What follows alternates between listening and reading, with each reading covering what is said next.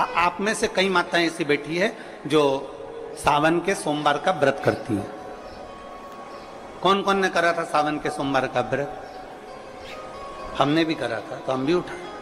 ठीक है, आप लोगों ने व्रत किया ना। अब आप में से और हम में से कई माताएं बहन भाई ऐसे होंगे जो व्रत करे होंगे, तो उन्होंने एक टाइम फलार किया होगा, एक टाइम जम के बोलो भोजन किया होगा। आप में से कई लोग ऐसे होंगे जिन्होंने एक टाइम फलार करा तो दूसरे समय पर भी फलार किया होगा। आप में से कुछ लोग ऐसे होंगे जो एक टाइम केवल फलाहार करे होंगे, दूसरे समय कुछ भी नहीं लिया। बोलो बोलो, सही है कि गलत है? अब ईमानदारी से बोलना। आप में से कई लोग ऐसे होंगे जिन्होंने दिन भर कुछ भी नहीं खाया होगा, केवल एक गिलास दूध, एक फल और बाबा का प्रसाद लेकर और व्रत कर लिया। अब आप में से कई लोग ऐसे भी होंगे जिन्होंने दोनों समय भोजन करा होगा और सुबह नाश्ता भी किया होगा, दिन में पानी पूरी भी खाई होगी, शाम को थोड़ा भगर भी, सब खाया। अब जरा बहुत गहन चिंतन वाला विषय है, जरा ध्यान दीजिएगा। एक व्रत करा, एक टाइम भोजन, एक टाइम फलाहार। एक ने व्रत करा दोनों समय फलाहार। एक ने व्रत किया कि मैं कुछ नहीं खाऊंगा, एक फल, एक गिलास दूध। एक ने सब कुछ खाया, मतलब दिन भर भोजन कर, दिन भर भोजन कर। अब जो एक समय फलाहार कर रहा है वो भी शंकर का भगत है, जो एक दोनों समय फलाहार कर रहा है वो भी शिव का भगत है, जो एक फल ले रहा है और एक गिलास दूध ले रहा है वो भी शिव का भगत है, और जो दोनों समय भोजन कर रहा है वो भी शिव का भगत है। अब शंकर जी से पूछा जाए कि इनमें से तुम मुक्ति किसको दोगे, इनमें से तुम मोक्ष किसको दोगे, इनमें से सबसे पहले तुम किसकी सुनोगे, किसकी सुनोगे? तो भगवान देव महादेव का चरित्र कहता है माता पार्वती से, पार्वती भले तुम भूखे रहो मत रहो, पर इतना जरूर करो कि किसी का दिल ना दुखे, तो मैं प्रसन्न हो जाता हूं और वर प्रदान कर।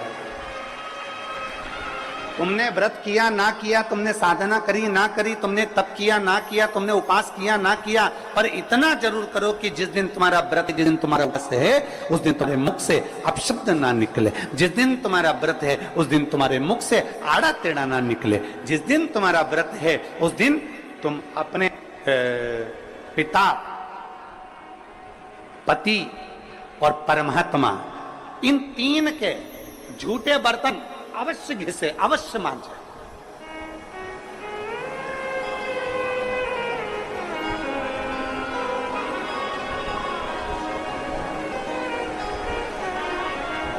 घर के सारे बर्तन मांजने वाली कोई आए वो मांजे, मना नहीं है, पर 3 बर्तन अपने को खुद मांजना चाहिए। पहले नंबर पर पिता के झूठे बर्तन, दूसरे नंबर पर पति के झूठे बर्तन, और तीसरे नंबर पर परमात्मा के झूठे बर्तन हमें स्वयं मांजना चाहिए, हमें स्वयं। इन 3 के बर्तन अगर दूसरे मांजते हैं तो आधे से ज्यादा वस्तु पर हक जो बर्तन मांजता है उसका हो जाता है। अब तुम समझ लेना अच्छे से, हम इसको बहुत विस्तार से नहीं कहेंगे। मालूम पड़े पिता के झूठे बर्तन अगर आप मांज रहे हो, पिता के सामने आप झूठे बर्तन उठा रहे हो, पिता के सामने आप बर्तन लेकर जा रहे हो, पिता के सामने आप उनके बर्तनों को मांज रहे हो, पिता के सामने आप उनके बर्तन उनके कमरे में उठाने जा रहे हो, पिता के सामने आप उनके झूठे बर्तन लेकर घिस रहे हो, मांज रहे हो, साफ कर रहे हो, तो पिता आपको देखेंगे तो उनके मन में आएगा मेरी बहू कितनी अच्छी है। देखो सारे बर्तन वो मांजने वाली मांजती है, पर मेरा झूठा बर्तन मेरी बहू मांजती है। तो पिता अपनी तिजोरी का माल निकाल के चुपचाप से तुमको दे दे। ये मेरी बहू है। सारे बर्तन दूसरे मांजते हैं, पर मेरी बहू मेरे बर्तन मांजती है। मेरी बहू मेरी सेवा करती है, मेरी बहू मेरी चाकरी करती है, मेरी बहू मेरे बर्तन घिसती है। दूसरे नंबर पर पति, पति के बर्तन, पति ने जिस बर्तन में भोजन किया है उसका बर्तन बर्तन मांजने वाला नहीं, उसके बर्तन पत्नी को मांजना चाहिए। और अगर पति के झूठे बर्तन कोई दूसरा मांजने लगता है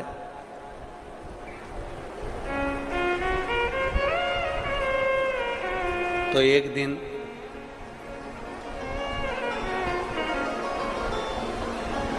सेठानी नौकरानी और नौकरानी सेठानी हो जाती है। भरोसा नहीं, बहुत सावधानी, बहुत सावधान।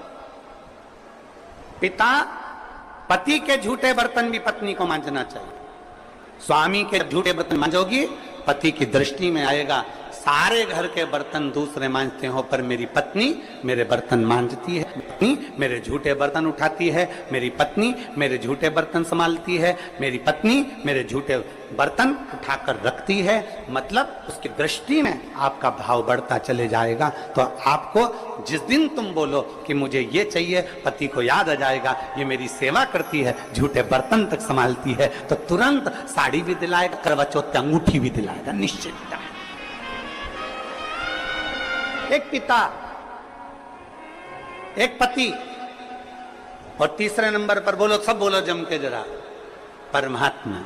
तुम्हारे घर में भगवान का मंदिर है, तुम्हारे घर में छोटा सा शिवालय है, तुम्हारे घर में छोटा सा देवालय है, तुम्हारे घर में छोटा सा मंदिर बना हुआ है। उस मंदिर में तुम भगवान की पूजन करती हो, पूजन करने के बाद भगवान को स्नान कराती हो, स्नान करा हुआ बर्तन रखा रहता है, लोटा रखा रहता है जल चढ़ाने वाला, भगवान के भोग लगाने की छोटी सी कटोरी होती है, भगवान को पानी पिलाने का छोटा सा लोटा होता है, कलश होता है, झारी जी होती है, या कोई गिलास होता है।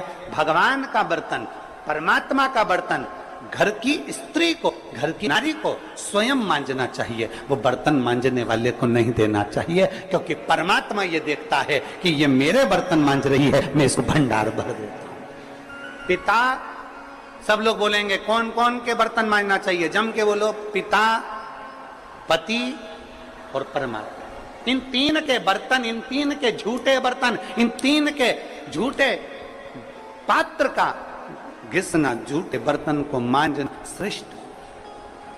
पिता, पति और परमात्मा।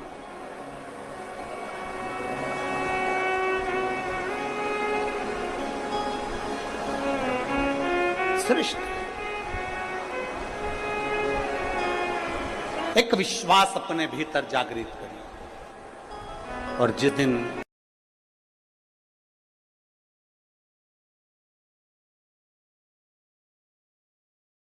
कोई सा भी व्रत, आपका सोमवार का व्रत है, आपका शिव जी का अगर कोई व्रत कर रहे हो, तो उस दिन आप भगवान शंकर को चढ़ाने के लिए बेलपत्र मत तोड़ो, एक दिन पहले तोड़ो।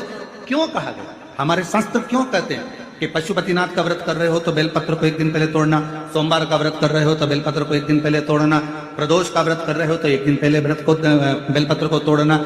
एक दिन पहले उस बेलपत्र को क्यों तोड़ा जाता है? जिस दिन हमारा व्रत रहता है उस दिन हम बेलपत्र क्यों नहीं तोड़ सकते? तो हमारा शास्त्र कहता है, शिव महापुराण वर्णन करती है कि जिस बेलपत्र की पूजन आप साल भर में अगर एक दिन भी आपने बेलपत्र को जल चढ़ाया है, एक दिन भी बेलपत्र को नमन करा है, एक दिन भी बेलपत्र के वृक्ष को यदि तुमने पूजा है, साल भर में एक दिन भी आपने अगर बेलपत्र की आराधना करी है, तो आप जब जब सोमवार का व्रत रखती हो, प्रदोष का व्रत रखते हो, आप जब जब शिवरात्रि का व्रत रखते हो, आप जब संकट सोमवार का व्रत रखते हो, पशुपति व्रत रखते हो, तो तुम्हारे उस व्रत को सफल बनाने के लिए बेलपत्र का वृक्ष भी तुम्हारे लिए व्रत रखता है, जिससे तुम्हें उस फल की प्राप्ति।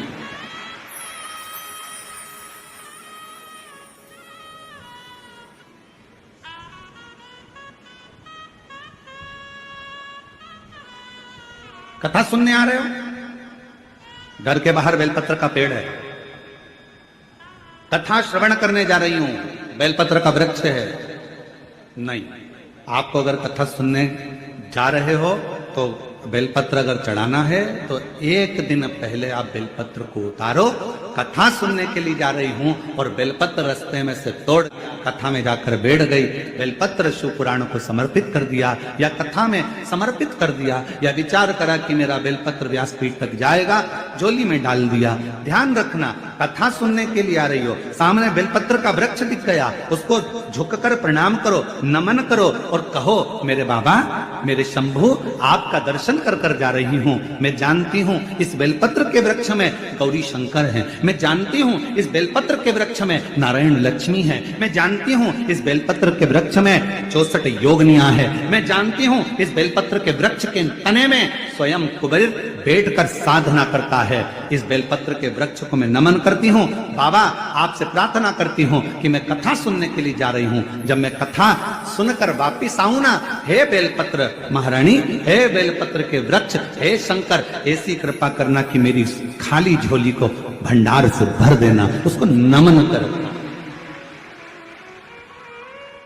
और हम क्या करते हैं, कथा सुनने जा रहे हैं तो बेलपत्र का वृक्ष अपने आंगन में है या बेलपत्र का वृक्ष रास्ते में पड़ गया, 4-6 बेलपत्र तोड़ लिए, कथा में जाकर बैठ गए, कथा सुन ली, बाद में बेलपत्र समर्पित कर, ना ना ना ना, आते समय बेलपत्र को नमन करते हुए,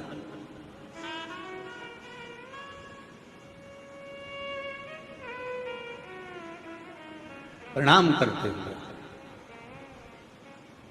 विनय करते हुए।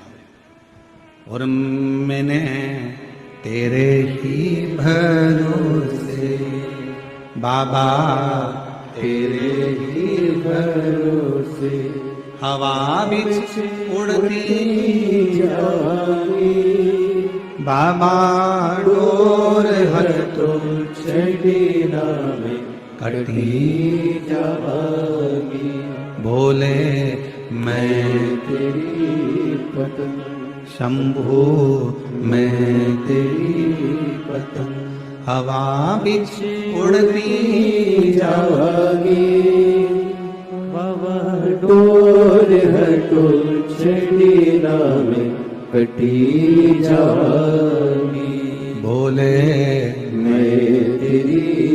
आप उसको नमन करिए। कई लोग कहते हैं गुरुजी हमने पशुपतिनाथ का व्रत किया, हमने 16 सोमवार करे, हमने सोमवार का व्रत करा, हमने प्रदोष करी, हमने बाबा की सोमवारी का व्रत करा, मेरा बाबा मेरा सुनता क्यों नहीं है? हम गलती कर दिए। हम जिस दिन हमारा व्रत था उस दिन हमने बेलपत्र को तोड़ लिया,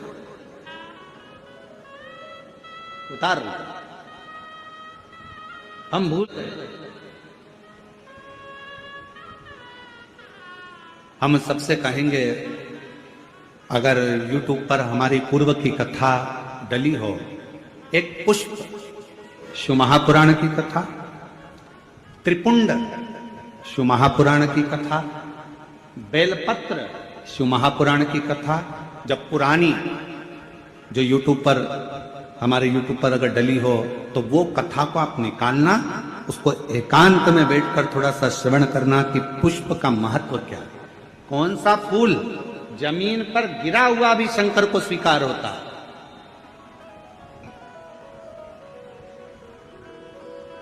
कौन सा पुष्प शिव को किस स्थान पर चढ़ाया जाए, क्यों सोमवार, अष्टमी और ये अन्य जितनी तिथियां होती हैं, अमावस्या, पूर्णिमा, प्रदोष, चतुर्दशी, त्रयोदशी, ऐसा वर्णन उसमें आता है कि इन दिन बेलपत्र को नहीं तोड़ा जाता। अष्टमी, नवमी, ये तिथियां हैं, क्यों नहीं तोड़ा? इसलिए क्या कारण है कि इन तिथियों पर बेलपत्र को नहीं तोड़ा जाता? तो कहा, जब हम रोज बेलपत्र को जल चढ़ाते हैं, शंकर की आराधना करते हैं, तो बेलपत्र के वृक्ष के नीचे बैठकर देवता भी हमारे कल्याण की कामना करते हैं।